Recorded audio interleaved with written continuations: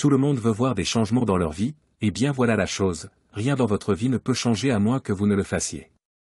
Oui, c'est la clé. Lorsque vous espérez un changement, le premier endroit où chercher est en vous-même. Parce que lorsque Dieu veut changer votre histoire, il commencera par vous changer d'abord. Vous verrez les signes que quelque chose change en vous, et c'est parce que Dieu se prépare pour le niveau suivant, les bénédictions massives qu'il est sur le point de vous apporter. Comment pouvez-vous identifier ces signes, mieux encore, quels sont ces signes? Je vais en partager 10 maintenant, mais même à cela, vous avez un rôle à jouer. Avant de continuer avec la vidéo, assurez-vous de vous abonner à notre chaîne. À plusieurs reprises dans la Bible, vous lirez comment Jésus ne s'est jamais imposé aux gens. Il a dit au cœur lourd, « Venez à moi », il a dit aux adultes, « Amenez les enfants à moi », et même à tous ceux qui désirent le salut, il a dit, « Je frappe à la porte ». Il pourrait rentrer dans nos cœurs sans frapper, mais non. Cela signifie que pour tout ce que Dieu veut faire dans votre vie, vous avez un rôle à jouer. C'est un effort d'équipe, vous et Dieu. Donc, si vous ne jouez pas votre rôle, vous pourriez ne pas être prêt à recevoir les bonnes choses qu'il a en réserve pour vous. Imaginez que Dieu veuille vous bénir. Il a ce cadeau incroyable avec votre nom dessus, mais vous devez tendre la main et le prendre. C'est comme un cadeau, il ne se déballera pas tout seul.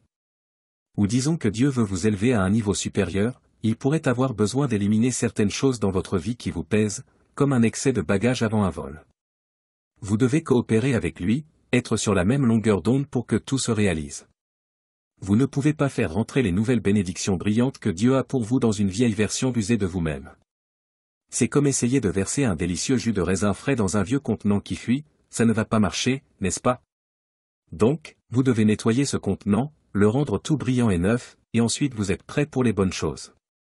Lorsque vous attendez que Dieu vous élève à un niveau supérieur, il y aura un certain élagage et une certaine taille.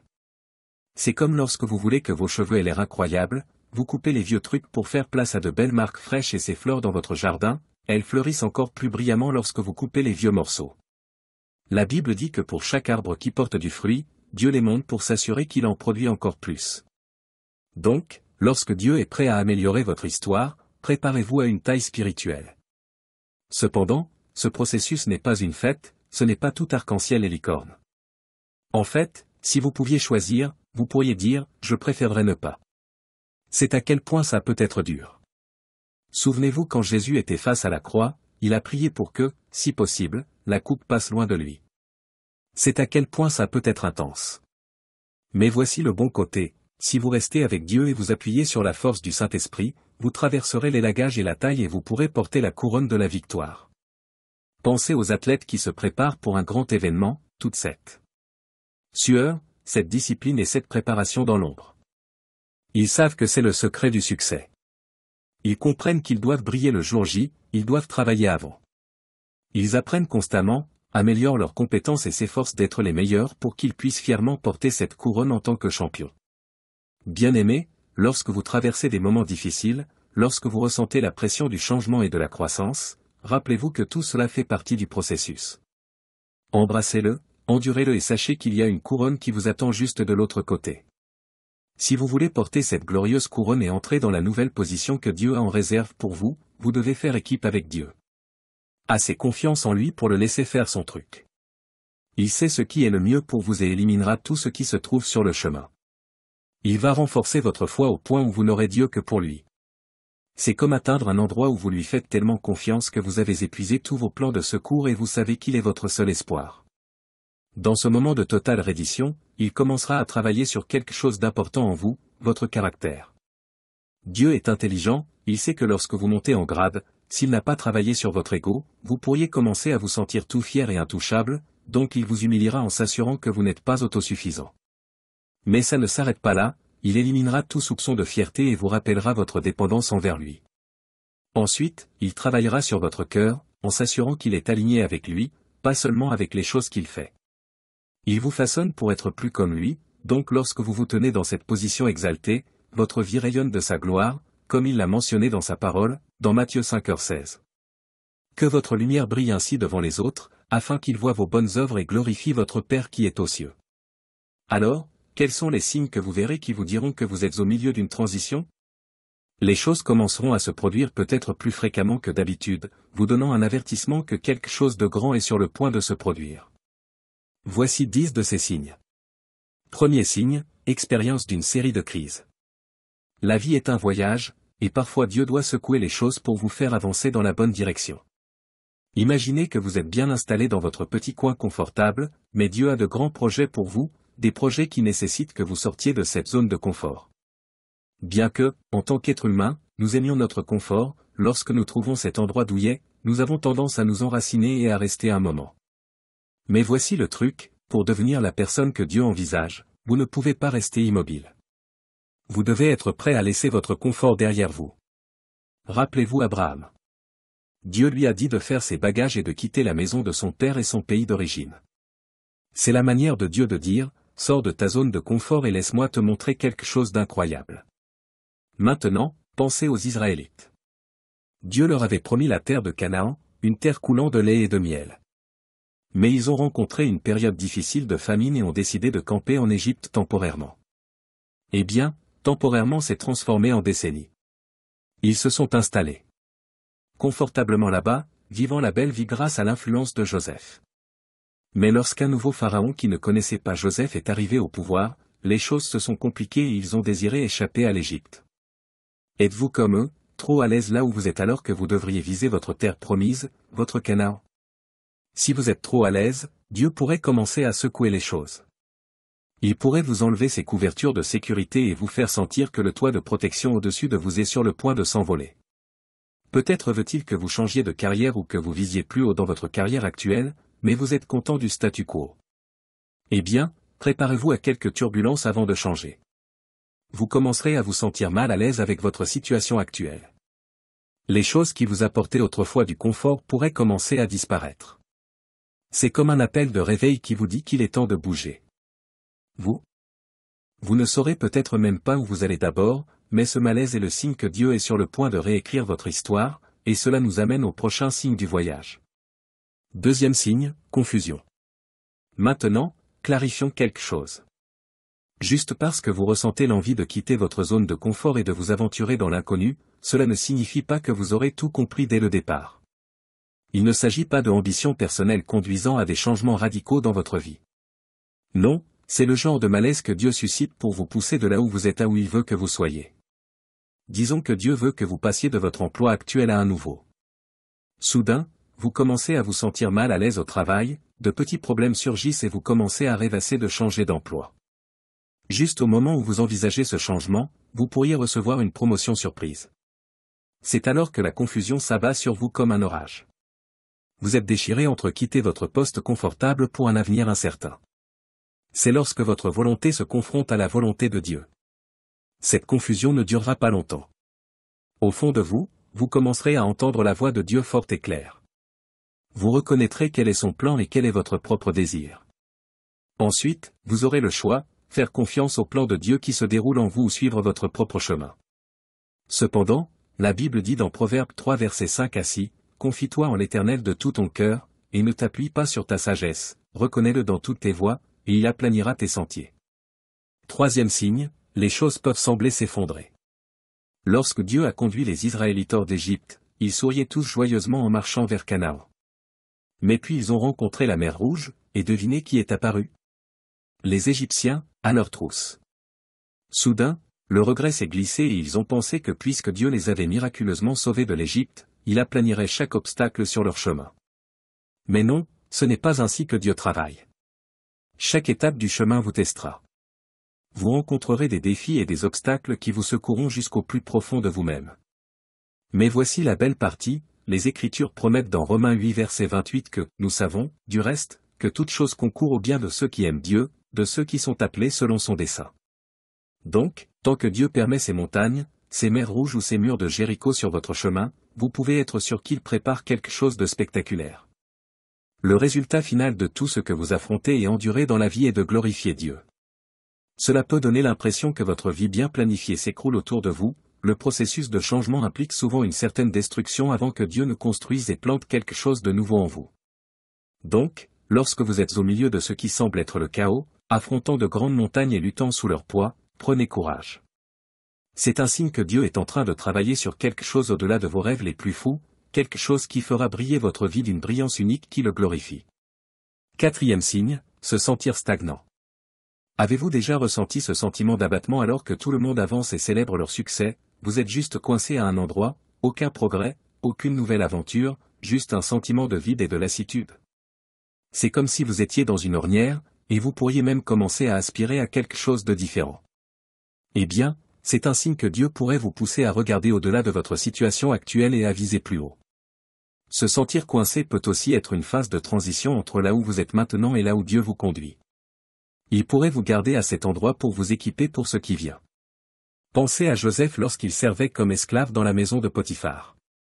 Il se sentait probablement stagnant, piégé, sans rien d'excitant à l'horizon.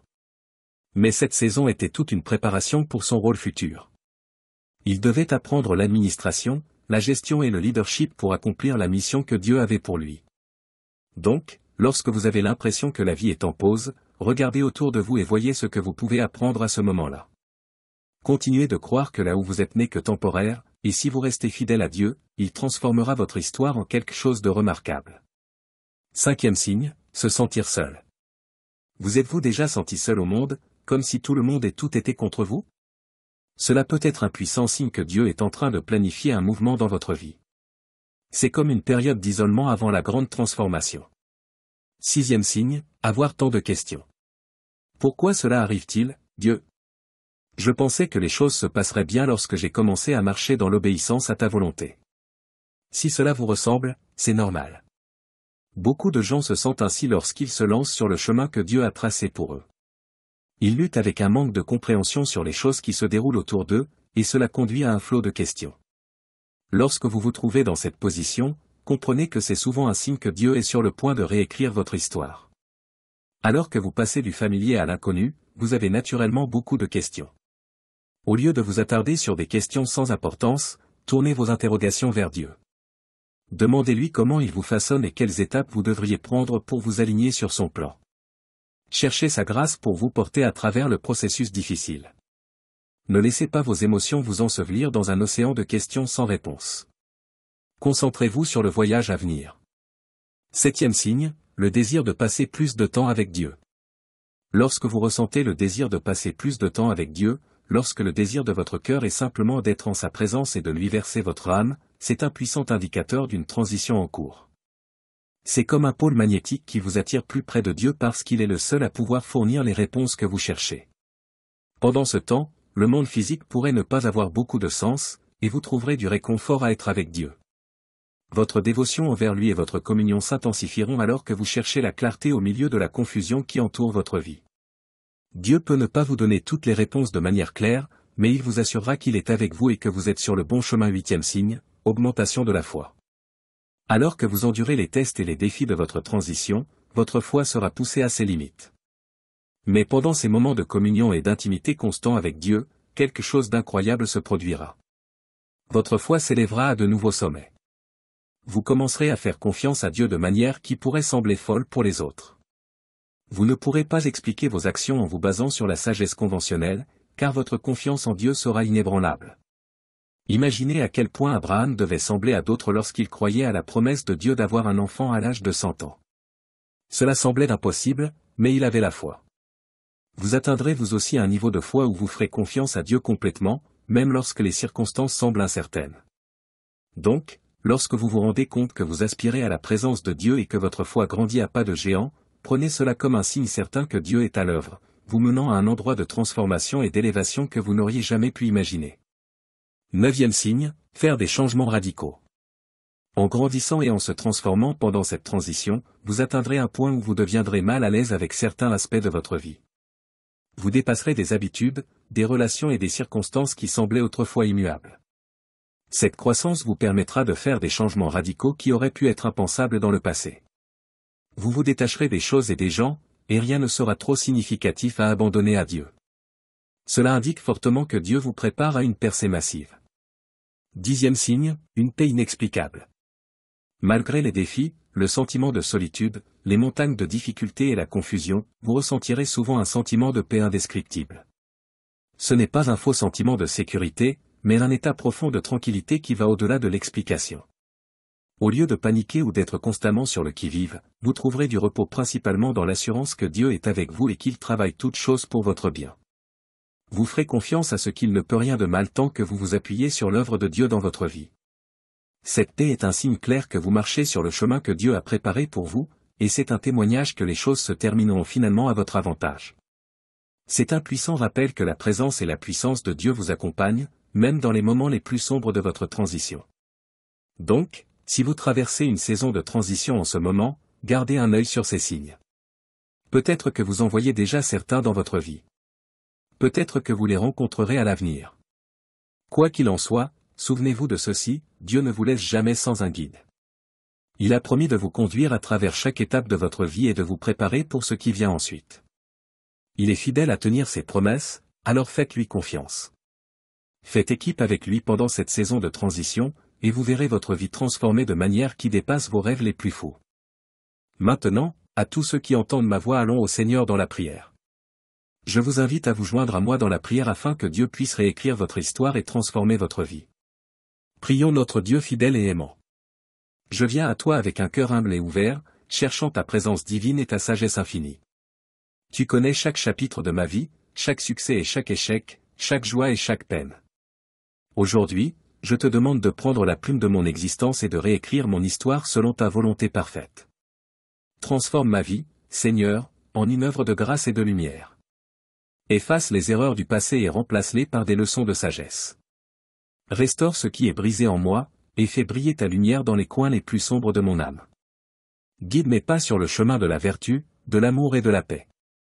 Accorde-moi la force de pardonner et de me pardonner, de laisser derrière moi les regrets et de me tourner vers l'avenir avec espoir. Remplis mon cœur de ton amour inconditionnel, pour que je puisse partager cette bénédiction avec ceux qui m'entourent. Que chaque jour soit une nouvelle page remplie de ta grâce. Que chaque moment soit une occasion de témoigner de ta bonté et de ta miséricorde. Que ma vie entière soit un reflet de ton amour divin, pour que, par mes actions et mes paroles, je puisse glorifier ton nom. Merci, Seigneur, pour la transformation que tu opères en moi. Merci pour l'espoir, la guérison et la nouvelle vie que tu m'offres. Je te fais confiance, sachant que sous ta direction, mon histoire sera belle et pleine de sens. Au nom puissant de Jésus, je prie. Amen.